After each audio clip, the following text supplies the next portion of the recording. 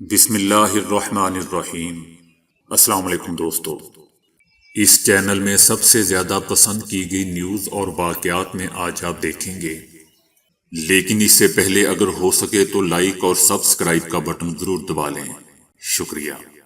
طبی ماہرین نے بھی ہمہ وقت مایوسی کی باتیں کرنے والے لوگوں کو خبردار کر دیا ہے۔ آسٹریلیا کے سائنسدانوں نے ہر وقت مایوسی کا شکار رہنے والے افراد کو بری خبر سنا دی ہے۔ سائنسدانوں نے 3000 سے زائد لوگوں پر کی جانے والی تحقیق کے نتائج میں بتایا ہے کہ مایوس رہنے والے لوگ جلدی مر جاتے ہیں۔ دوستو، بات پھر وہی آ جاتی ہے کہ جس کو اللہ رکھے اسے مایوسی تو کیا کوئی بھی نہ چکھے۔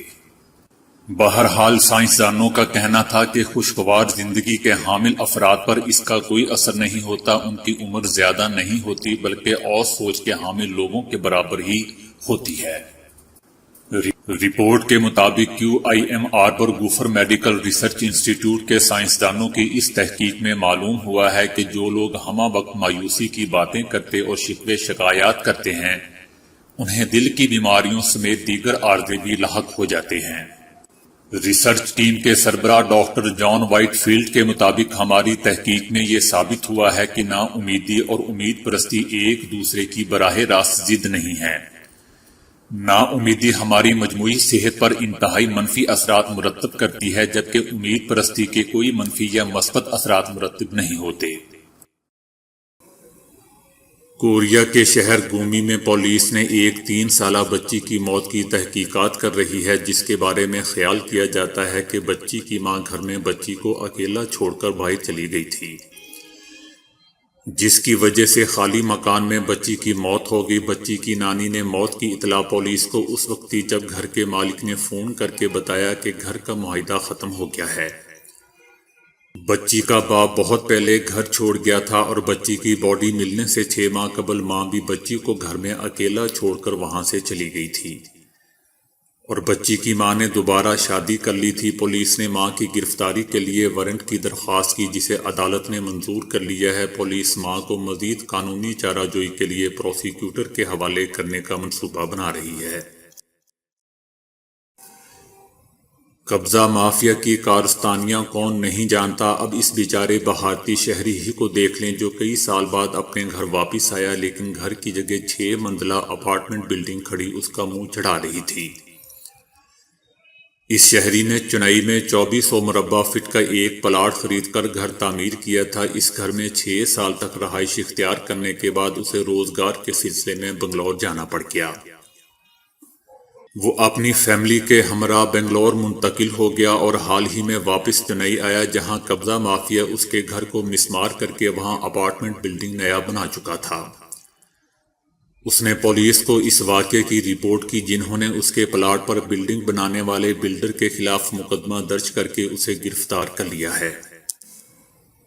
پولیس کے مطابق ملزم نے جعلی دستاویزات کے ذریعے پہلے کسی اور شخص کو اس پلاٹ کا مالک بنایا، پھر اس سے پلاٹ کی خریداری ظاہر کر کے وہاں عمارت تعمیر کر دی تھی۔ دوستو، پاکستان میں بھی کچھ ایسا ہی ماحول ہے۔ ان مافیاز کے پیچھے بڑے بڑے سیاستدانوں کی سپورٹ یا ہاتھ ہوتا ہے۔ دنیا میں سب سے زیادہ زبانیں نیو یارک سٹی کے علاقے کوئنز میں بولی جاتی ہیں، جن کی تعداد 1 یا 2 درجن نہیں بلکہ تقریباً 800 سے زائد ہیں۔ نیو یارک سٹی میں دنیا بھر سے آئے ہوئے مختلف رنگ و نسل کے لوگ آباد ہیں۔ نیو یارک سٹی کا یہ اجمالی جائزہ مرتب کرنے کے لیے امریکہ میں کام کرنے والی مختلف مقامی اور بین الاقوامی لسانی تنظیموں سے اعداد و شمار حاصل کیے گئے ہیں، جنہیں مختلف علاقوں کے نقشوں پر ظاہر کیا گیا ہے، جن میں سے سب سے زیادہ زبانیں کوئنز کے نقشے پر ہیں۔ کوئنز میں جو زبان جتنی زیادہ بولی جاتی ہے، نقشے پر اسے اتنا ہی زیادہ بڑا اور نمایاں کر کے دکھایا گیا ہے۔ دلچسپی کی بات دوستو یہ ہے کہ اس نقشے پر نمایاں ترین زبانوں میں انگریزی اور چینی کے ساتھ اردو بھی موجود ہے، جس سے ثابت ہوتا ہے کہ اردو بولنے اور سمجھنے والوں کی تعداد یہاں بھی کچھ کم نہیں ہے۔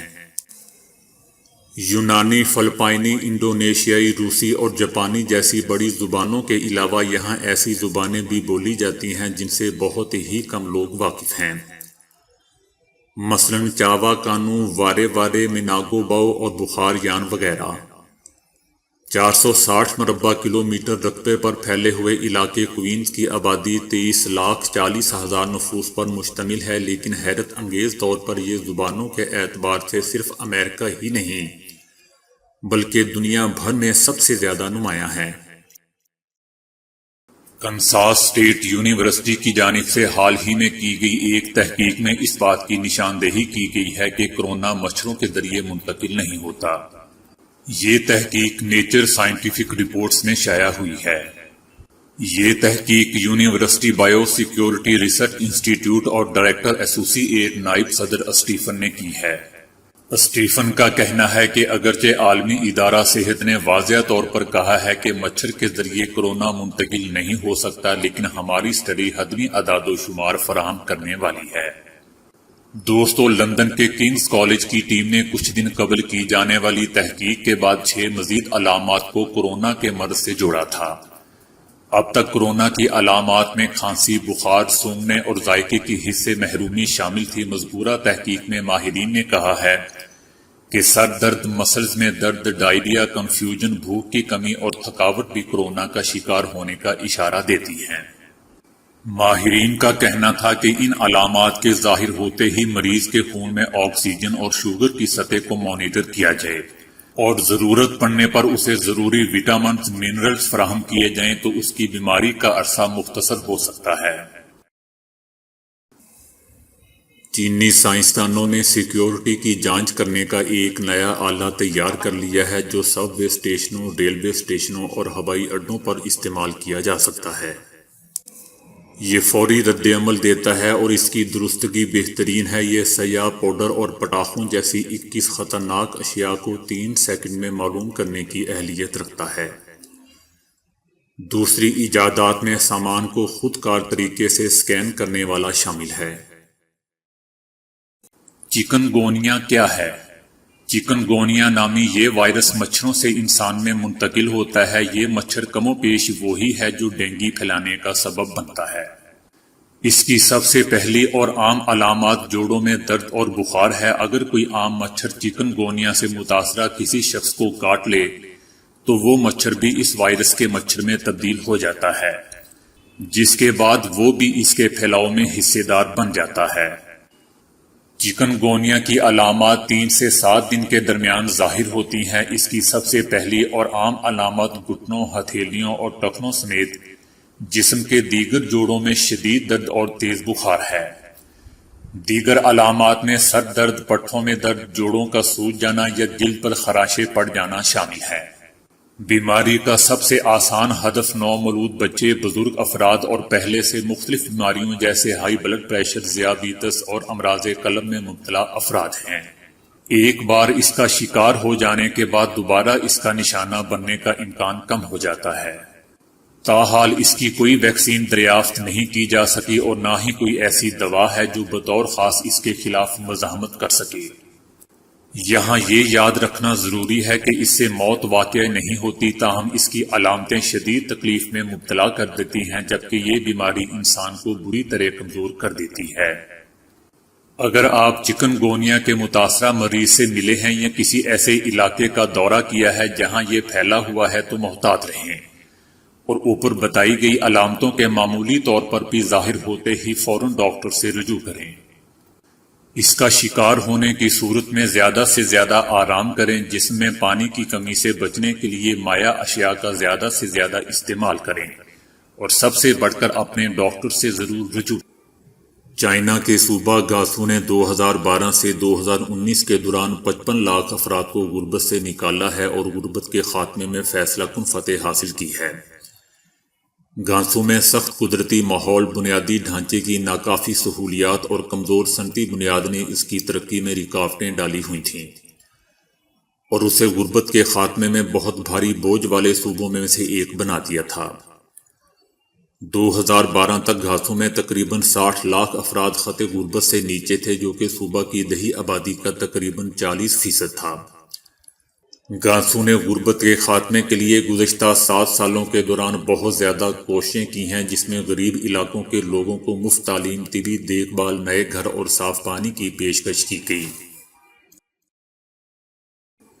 سعودی عرب میں ماہرین آثار قدیمہ نے ایک ایسی بستی کا پتہ چلایا ہے جس کے بارے میں ماہرین نے کہا ہے کہ پتھر کے دور میں وہاں پر پہلی انسانی آبادکاری ہوئی تھی۔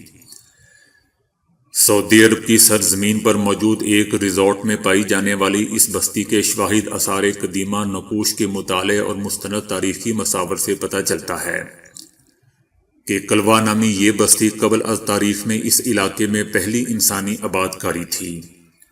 کلوا نامی یہ تاریخی بستی شاہ سلمان ریزورٹ کے اندر واقع ہے، جو تبوک شہر کے شمال مشرق میں 280 کلومیٹر کی مسافت پر واقع ہے۔ یہاں تک تبر جل اور تبوک کو ملانے والے راستے کے ذریعے پہنچا جا سکتا ہے۔ تو دوستو، آج کے لیے اتنا ہی۔ ویڈیو کو لائک اور شیئر کرنے کا بہت بہت شکریہ۔